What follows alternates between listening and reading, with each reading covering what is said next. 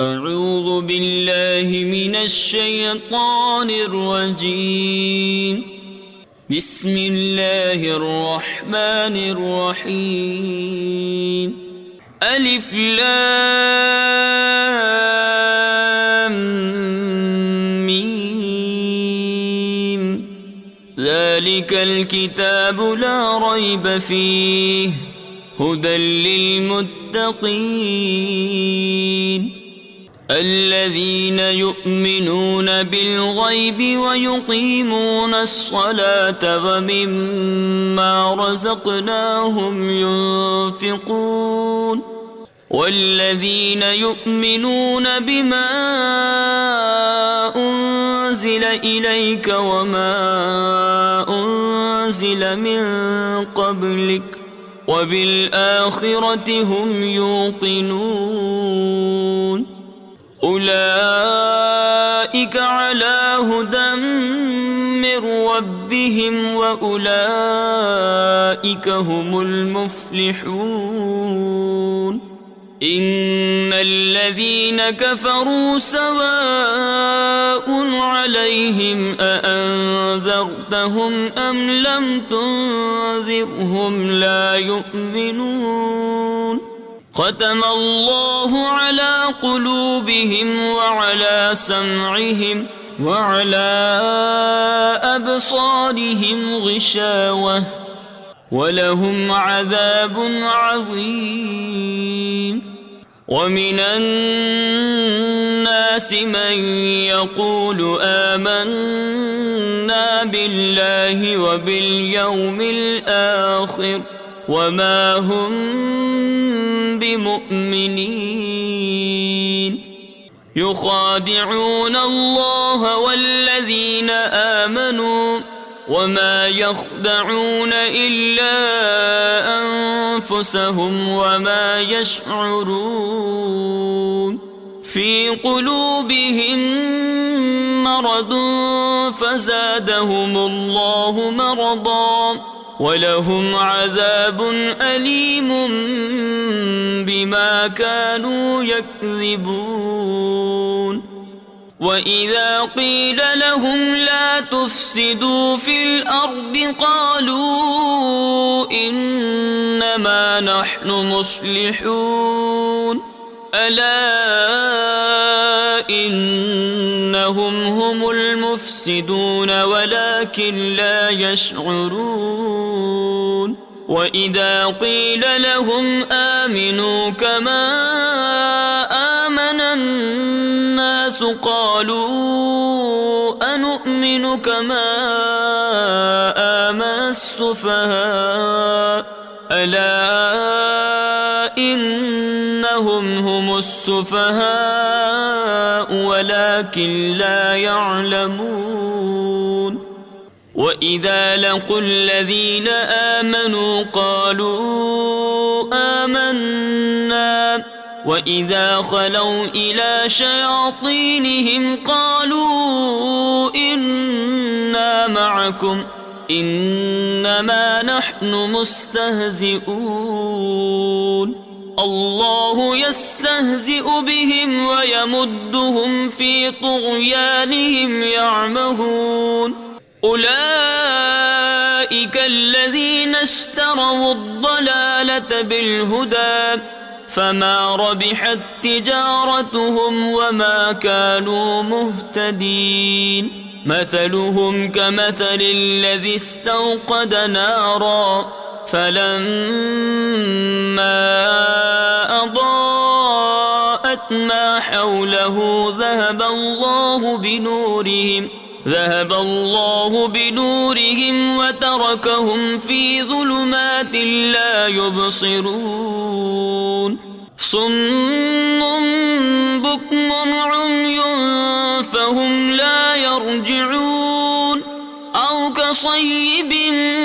من السماء فيه ظلمات ورعد وبرق يجعلون أصابعهم في آذانهم من الصواعق حذر الموت والله محيط بالكافرين يكاد البرق يخطف أبصارهم كلما أضاء لهم مشوا فيه وإذا أظلم عليهم قاموا ولو شاء الله لذهب بسمعهم وأبصارهم إن الله على كل شيء قدير يا أيها الناس اعبدوا ربكم الذي خلقكم والذين من قبلكم لعلكم تتقون الذي جعل لكم الأرض فراشا والسماء بناء وأنزل من السماء ماء فأخرج به من الثمرات رزقا لكم فلا تجعلوا لله أندادا وأنتم تعلمون وإن كنتم في ريب مما نزلنا على عبدنا فأتوا بسورة من مثله وادعوا شهداءكم من دون الله إن كنتم صادقين فإن لم تفعلوا ولن تفعلوا فاتقوا النار التي وقودها الناس والحجارة أعدت للكافرين وبشر الذين آمنوا وعملوا الصالحات أن لهم جنات تجري من تحتها الأنهار كلما رزقوا منها من ثمرة رزقا قالوا هذا الذي رزقنا من قبل وأتوا به متشابها ولهم فيها أزواج مطهرة وهم فيها خالدون إن الله لا يستحيي أن يضرب مثلا ما بعوضة فما فوقها فأما الذين آمنوا فيعلمون أنه الحق من ربهم وأما الذين كفروا فيقولون ماذا أراد الله بهذا مثلا يضل به كثيرا ويهدي به كثيرا وما يضل به إلا الفاسقين الذين ينقضون عهد الله من بعد ميثاقه ويقطعون ما أمر الله به أن يوصل ويفسدون في الأرض أولئك هم الخاسرون كيف تكفرون بالله وكنتم أمواتا فأحياكم ثم يميتكم ثم يحييكم ثم إليه ترجعون هو الذي خلق لكم ما في الأرض جميعا ثم استوى إلى السماء فسواهن 7 سماوات وهو بكل شيء عليم وإذ قال ربك للملائكة إني جاعل في الأرض خليفة قالوا أتجعل فيها من يفسد فيها ويسفك الدماء ونحن نسبح بحمدك ونقدس لك قال إني أعلم ما لا تعلمون وعلم آدم الأسماء كلها ثم عرضهم على الملائكة فقال أنبئوني بأسماء هؤلاء إن كنتم صادقين قالوا سبحانك لا علم لنا إلا ما علمتنا إنك أنت العليم الحكيم قال يا آدم أنبئهم بأسمائهم فلما أنبأهم بأسمائهم قال ألم أقل لكم إني أعلم غيب السماوات والأرض وأعلم ما تبدون وما كنتم تكتمون وإذ قلنا للملائكة اسجدوا لآدم فسجدوا إلا إبليس أبى واستكبر وكان من الكافرين وقلنا يا آدم اسكن أنت وزوجك الجنة وكلا منها رغدا حيث شئتما ولا تقربا هذه الشجرة فتكونا من الظالمين فأزلهما الشيطان عنها فأخرجهما مما كانا فيه وقلنا اهبطوا بعضكم لبعض عدو ولكم في الأرض مستقر ومتاع إلى حين فتلقى آدم من ربه كلمات فتاب عليه إنه هو التواب الرحيم قلنا اهبطوا منها جميعا فإما يأتينكم مني هدى فمن تبع هداي فلا خوف عليهم ولا هم يحزنون والذين كفروا وكذبوا بآياتنا أولئك أصحاب النار هم فيها خالدون يا بني إسرائيل اذكروا نعمتي التي أنعمت عليكم وأوفوا بعهدي أوف بعهدكم وإياي فارهبون وآمنوا بما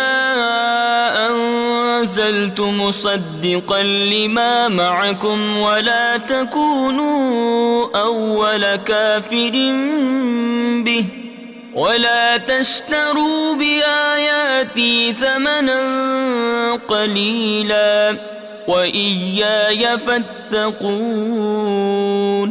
ولا تلبسوا الحق بالباطل وتكتموا الحق وأنتم تعلمون وأقيموا الصلاة وآتوا الزكاة واركعوا مع الراكعين أتأمرون الناس بالبر وتنسون أنفسكم وأنتم تتلون الكتاب أفلا تعقلون واستعينوا بالصبر والصلاة وإنها لكبيرة إلا على الخاشعين الذين يظنون أنهم ملاقو ربهم وأنهم إليه راجعون يا بني إسرائيل اذكروا نعمتي التي أنعمت عليكم وأني فضلتكم على العالمين واتقوا يوما لا تجزي نفس عن نفس شيئا ولا يقبل منها شفاعة ولا يؤخذ منها عدل ولا هم ينصرون وإذ نجيناكم من آل فرعون يسومونكم سوء العذاب يذبحون أبناءكم ويستحيون نساءكم وفي ذلكم بلاء من ربكم عظيم وإذ فرقنا بكم البحر فأنجيناكم وأغرقنا آل فرعون وأنتم تنظرون وإذ واعدنا موسى 40 ليلة ثم اتخذتم العجل من بعده وأنتم ظالمون ثم عفونا عنكم من بعد ذلك لعلكم تشكرون وإذ آتينا موسى الكتاب والفرقان لعلكم تهتدون وإذ قال موسى لقومه يا قوم إنكم ظلمتم أنفسكم باتخاذكم العجل فتوبوا إلى بارئكم فاقتلوا أنفسكم ذلكم خير لكم عند بارئكم فتاب عليكم إنه هو التواب الرحيم وإذ قلتم يا موسى لن نؤمن لك حتى نرى الله جهرة فأخذتكم الصاعقة وأنتم تنظرون ثم بعثناكم من بعد موتكم لعلكم تشكرون وظللنا عليكم الغمام وأنزلنا عليكم المن والسلوى كلوا من طيبات ما رزقناكم وما ظلمونا ولكن كانوا أنفسهم يظلمون وإذ قلنا ادخلوا هذه القرية فكلوا منها حيث شئتم رغدا وادخلوا الباب سجدا وقولوا حطة نغفر لكم خطاياكم وسنزيد المحسنين فبدل الذين ظلموا قولا غير الذي قيل لهم فأنزلنا على الذين ظلموا رجزا من السماء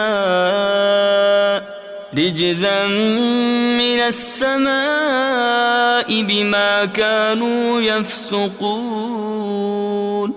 وإذ استسقى موسى لقومه فقلنا اضرب بعصاك الحجر فانفجرت منه 12 عينا قد علم كل أناس مشربهم كلوا واشربوا من رزق الله ولا تعثوا في الأرض مفسدين وإذ قلتم يا موسى لن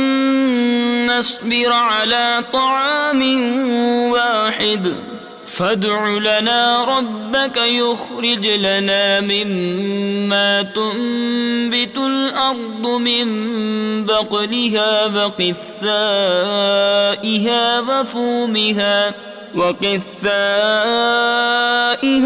وفومها وعدسها وبصلها قال أتستبدلون الذي هو أدنى بالذي هو خير اهبطوا مصرا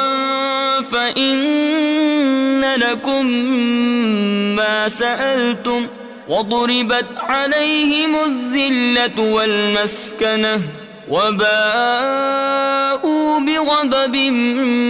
من الله ذلك بأنهم كانوا يكفرون بآيات الله ويقتلون النبيين بغير الحق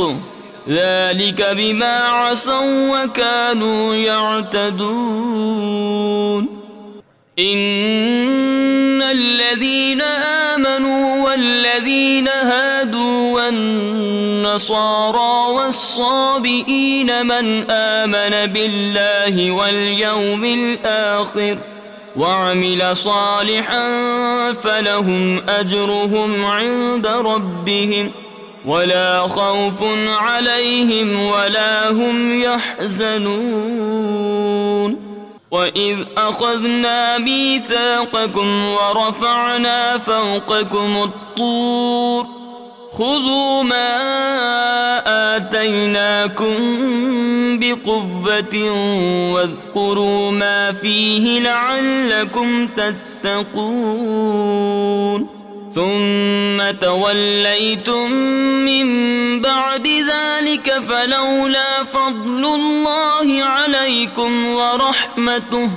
فلولا فضل الله عليكم ورحمته لكنتم من الخاسرين ولقد علمتم الذين اعتدوا منكم في السبت فقلنا لهم كونوا قردة خاسئين فجعلناها نكالا لما بين يديها وما خلفها وموعظة للمتقين وإذ قال موسى لقومه إن الله يأمركم أن تذبحوا بقرة قالوا أتتخذنا هزوا قال أعوذ بالله أن أكون من الجاهلين قالوا ادع لنا ربك يبين لنا ما هي قال إنه يقول إنها بقرة لا فارض ولا بكر عبان بين ذلك فافعلوا ما تؤمرون قالوا ادع لنا ربك يبين لنا ما لونها قال إنه يقول إنها بقرة صفراء فاقع لونها تسر الناظرين قالوا ادع لنا ربك يبين لنا ما هي إن البقرة شابه علينا وإنا إن شاء الله لمهتدون قال إنه يقول إنها بقرة لا ذلول تثير الأرض ولا تسقي الحرث مسلمة لا شية فيها. قالوا الآن جئت بالحق فذبحوها وما كادوا يفعلون. وإذ قتلتم نفسا فادارأتم فيها والله مخرج ما كنتم تكتمون. فقلنا اضربوه ببعضها كذلك يحيي الله الموتى ويريكم آياته لعلكم تعقلون. ثم قست قلوبكم من بعد ذلك فهي كالحجارة أو أشد قسوة. وإن من الحجارة لما يتفجر منه الأنهار وإن منها لما يشقق فيخرج منه الماء وإن منها لما يهبط من خشية الله وما الله بغافل عما تعملون. أفتطمعون أن يؤمنوا لكم وقد كان فريق منهم يسمعون كلام الله ثم يحرفونه من بعد ما عقلوه وهم يعلمون. وإذا لقوا الذين آمنوا قالوا آمنا وإذا خلا بعضهم إلى بعض قالوا أتحدثونهم بما فتح الله عليكم ليحاجوكم به عند ربكم أفلا تعقلون. أولا يعلمون أن الله يعلم ما يسرون وما يعلنون. ومنهم أميون لا يعلمون الكتاب إلا أماني وإن هم إلا يظنون. فويل للذين يكتبون الكتاب بأيديهم ثم يقولون هذا من عند الله ليشتروا به ثمنا قليلا فويل لهم مما كتبت أيديهم وويل لهم مما يكسبون. وقالوا لن تمسنا النار إلا أياما معدودة قل أتخذتم عند الله عهدا فلن يخلف الله عهده أم تقولون على الله ما لا تعلمون. بلى من كسب سيئة وأحاطت به خطيئته فأولئك أصحاب النار هم فيها خالدون. والذين آمنوا وعملوا الصالحات أولئك أصحاب الجنة هم فيها خالدون.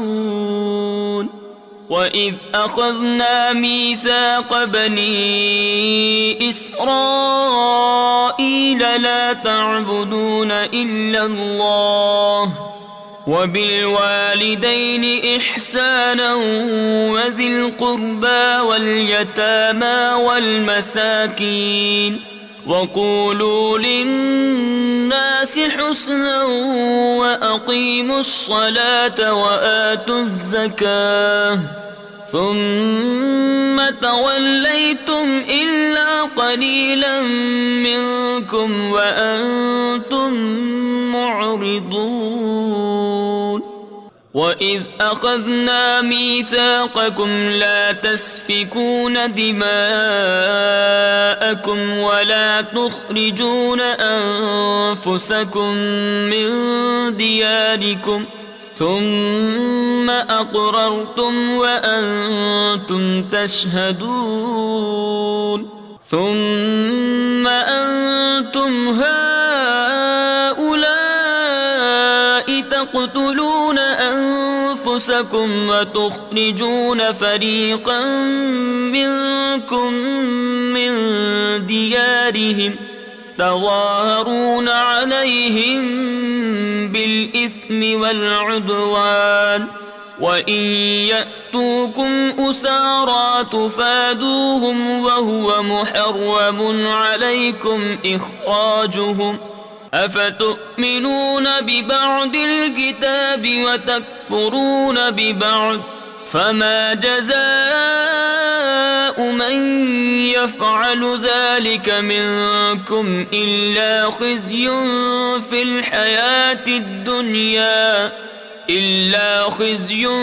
في الحياة الدنيا ويوم القيامة يردون إلى أشد العذاب وما الله بغافل عما تعملون أولئك الذين اشتروا الحياة الدنيا بالآخرة فلا يخفف عنهم العذاب ولا هم ينصرون ولقد آتينا موسى الكتاب وقفينا من بعده بالرسل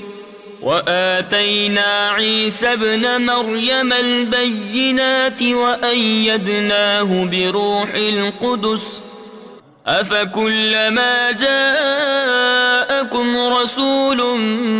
بما لا تهوى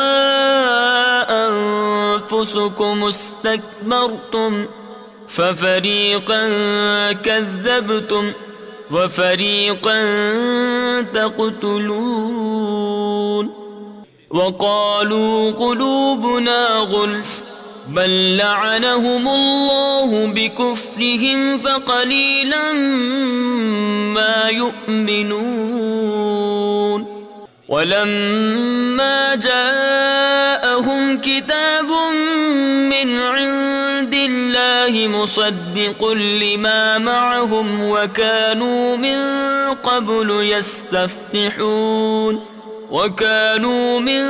قبل يستفتحون على الذين كفروا فلما جاءهم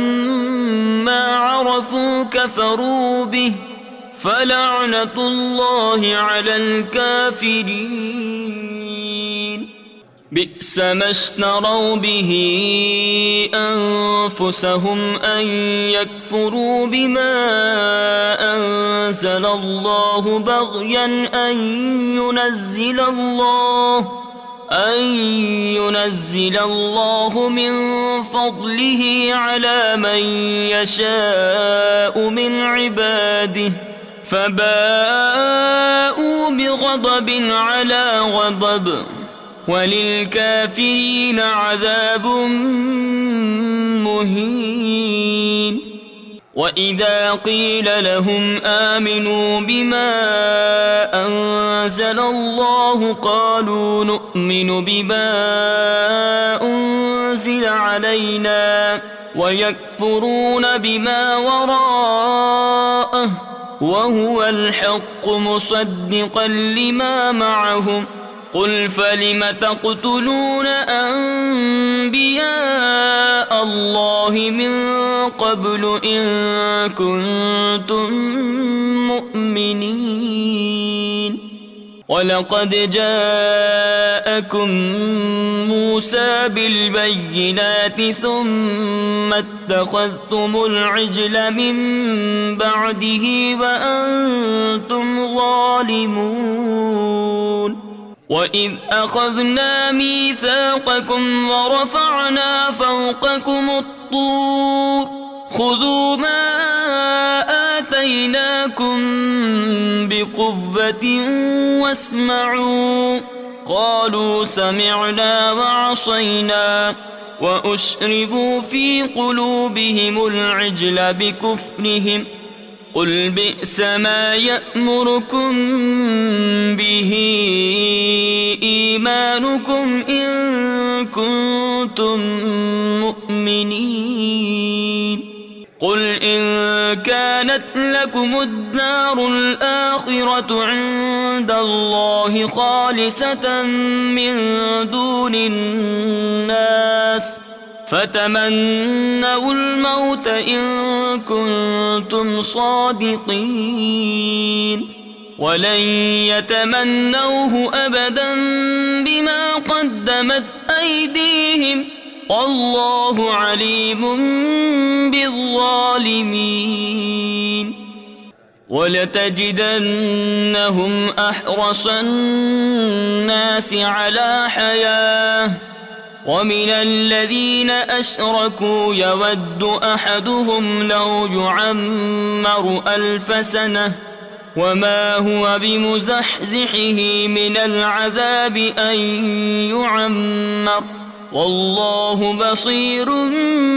بما يعملون قل من كان عدوا لجبريل فإنه نزله على قلبك بإذن الله مصدقا لما بين يديه وهدى وبشرى للمؤمنين من كان عدوا لله وملائكته ورسله وجبريل وميكال فإن الله عدو للكافرين ولقد أنزلنا إليك آيات بينات وما يكفر بها إلا الفاسقون أو كلما عاهدوا عهدا نبذه فريق منهم بل أكثرهم لا يؤمنون ولما جاءهم رسول من عند الله مصدق لما معهم نبذ فريق من الذين أوتوا كتاب الله وراء ظهورهم كأنهم لا يعلمون واتبعوا ما تتلو الشياطين على ملك سليمان وما كفر سليمان ولكن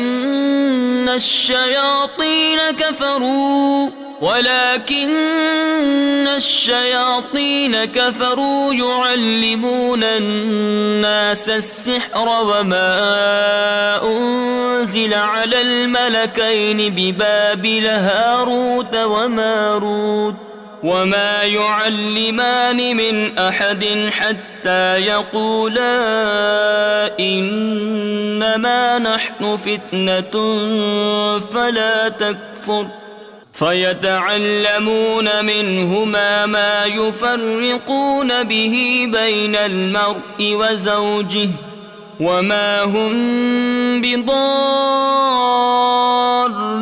به من أحد إلا بإذن الله ويتعلمون ما يضرهم ولا ينفعهم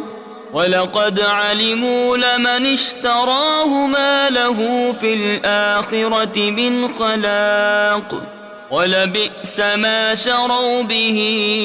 أنفسهم لو كانوا يعلمون ولو أنهم آمنوا واتقوا لمثوبة من عند الله خير لو كانوا يعلمون يا أيها الذين آمنوا لا تقولوا راعنا وقولوا انظرنا واسمعوا وللكافرين عذاب أليم ما يود الذين كفروا من أهل الكتاب ولا المشركين أن ينزل عليكم من خير من ربكم والله يختص برحمته من يشاء والله ذو الفضل العظيم ما ننسخ من آية أو ننسها نأت بخير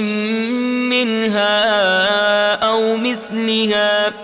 ألم تعلم أن الله على كل شيء قدير ألم تعلم أن الله له ملك السماوات والأرض وما لكم من دون الله من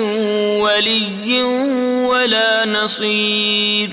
أم تريدون أن تسألوا رسولكم كما سئل موسى من قبل ومن يتبدل الكفر بالإيمان فقد ضل سواء السبيل ود كثير من أهل الكتاب لو يردونكم من بعد إيمانكم كفارا حسدا من عند أنفسهم من بعد ما تبين لهم الحق فاعفوا واصفحوا حتى يأتي الله بأمره إن الله على كل شيء قدير وأقيموا الصلاة وآتوا الزكاة وما تقدموا لأنفسكم من خير تجدوه عند الله إن الله بما تعملون بصير وقالوا لن يدخل الجنة إلا من كان هودا أو نصارى تلك أمانيهم قل هاتوا برهانكم إن كنتم صادقين بلى من أسلم وجهه لله وهو محسن فله أجره عند ربه ولا خوف عليهم ولا هم يحزنون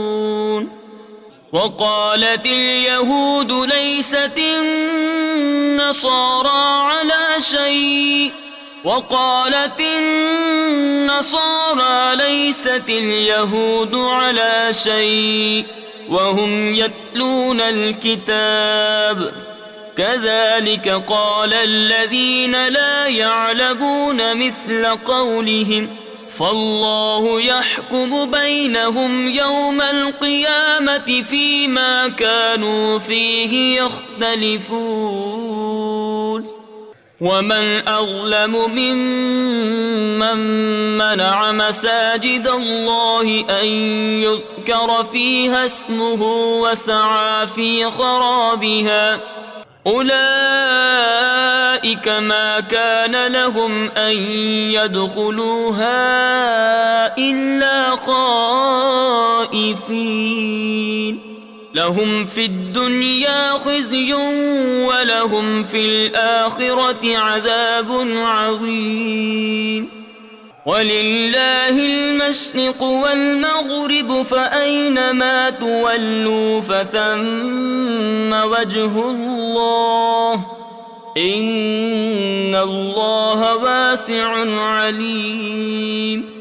وقالوا اتخذ الله ولدا سبحانه بل له ما في السماوات والأرض كل له قانتون بديع السماوات والأرض وإذا قضى أمرا فإنما يقول له كن فيكون. وقال الذين لا يعلمون لولا يكلمنا الله أو تأتينا آية كذلك قال الذين من قبلهم مثل قولهم تشابهت قلوبهم قد بينا الآيات لقوم يوقنون. إنا أرسلناك بالحق بشيرا ونذيرا ولا تسأل عن أصحاب الجحيم. ولن ترضى عنك اليهود ولا النصارى حتى تتبع ملتهم قل إن هدى الله هو الهدى ولئن اتبعت أهواءهم بعد الذي جاءك من العلم ما لك من الله من ولي ولا نصير. الذين آتيناهم الكتاب يتلونه حق تلاوته أولئك يؤمنون به ومن يكفر به فأولئك هم الخاسرون. يا بني إسرائيل اذكروا نعمتي التي أنعمت عليكم وأني فضلتكم على العالمين. واتقوا يوما لا تجزي نفس عن نفس شيئا ولا يقبل منها عدل ولا تنفعها شفاعة ولا هم ينصرون. وإذ ابتلى إبراهيم ربه بكلمات فأتمهن قال إني جاعلك للناس إماما قال ومن ذريتي قال لا ينال عهد الظالمين. وإذ جعلنا البيت مثابة للناس وأمنا واتخذوا من مقام إبراهيم مصلى وعهدنا إلى إبراهيم وإسماعيل أن طهرا بيتي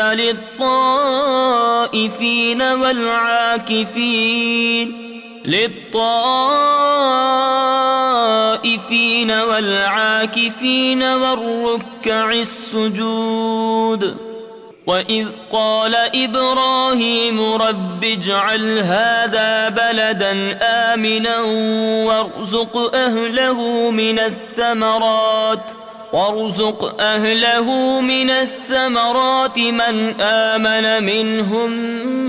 بالله واليوم الآخر قال ومن كفر فأمتعه قليلا ثم أضطره إلى عذاب النار وبئس المصير.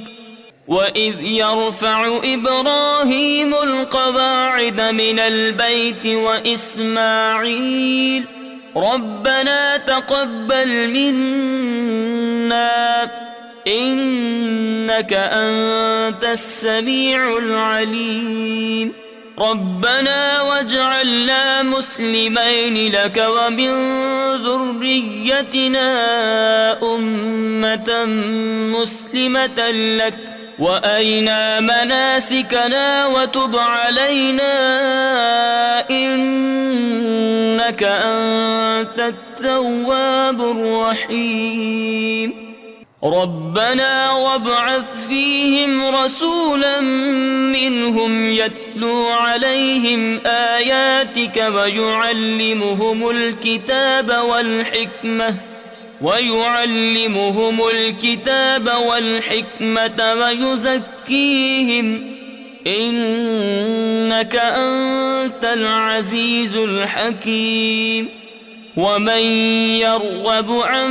ملة إبراهيم إلا من سفه نفسه ولقد اصطفيناه في الدنيا وإنه في الآخرة لمن الصالحين إذ قال له ربه أسلم قال أسلمت لرب العالمين ووصى بها إبراهيم بنيه ويعقوب يا بني إن الله اصطفى لكم الدين فلا تموتن إلا وأنتم مسلمون أم كنتم شهداء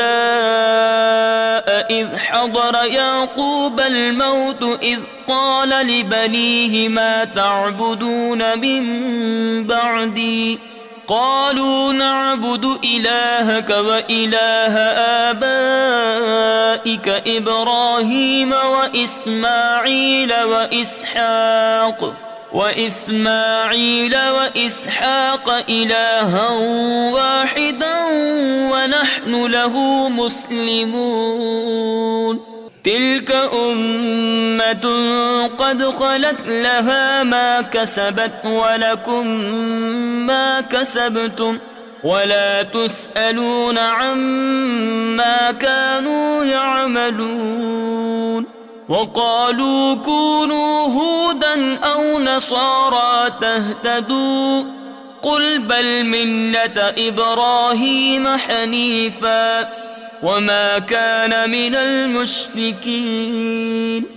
قولوا آمنا بالله وما أنزل إلينا وما أنزل إلى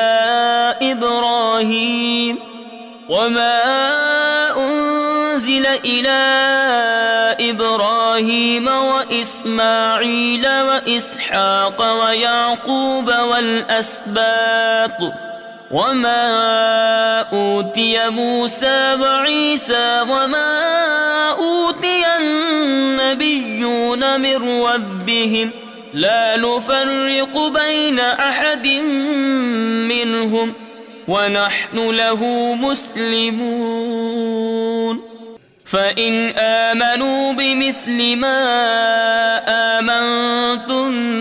به فقد اهتدوا وإن تولوا فإنما هم في شقاق فسيكفيكهم الله وهو السميع العليم صبغة الله ومن أحسن من الله صبغة ونحن له عابدون قل أتحاجوننا في الله وهو ربنا وربكم ولنا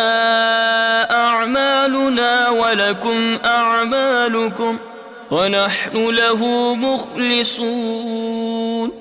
أم تقولون إن إبراهيم وإسماعيل وإسحاق ويعقوب والأسباط كانوا هودا أو نصارى قل أأنتم أعلم أم الله ومن أظلم ممن كتم شهادة عنده من الله وما الله بغافل عما تعملون تلك أمة قد خلت لها ما كسبت ولكم